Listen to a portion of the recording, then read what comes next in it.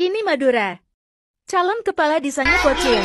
Beredar sebuah video di media sosial, seorang bocah laki-laki maju jadi calon kepala desa di Desa Telango, Kecamatan Tanjung Bumi, Kabupaten Bangkalan, Jawa Timur.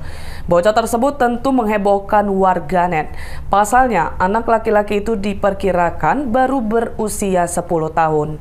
Video bocah yang menjadi calon kepala desa tersebut diunggah oleh akun Instagram @terang_media pada Kamis 11 Mei 2023. Dalam video singkat itu, tampak seorang bocah laki-laki yang diperkirakan masih berusia 10 tahun sedang berjalan menuju TPS. Bocah itu terlihat rapi dengan mengenakan baju batik dan peci hitam. Bocah laki-laki itu terlihat digandeng oleh pria dewasa yang mengenakan setelan jas. Dijelaskan bahwa bocah tersebut merupakan salah satu kandidat calon kepala desa. Saat tiba di lokasi pemungutan suara, terlihat bocah tersebut duduk di atas panggung bersanding dengan orang dewasa yang diduga calon kepala desa lainnya.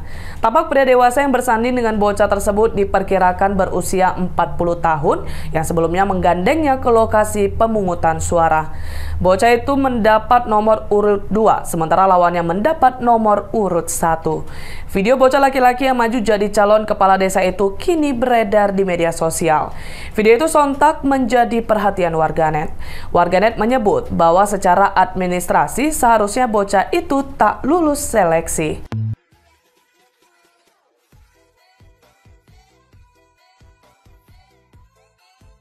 Terima kasih sudah nonton. Jangan lupa like, subscribe, dan share ya.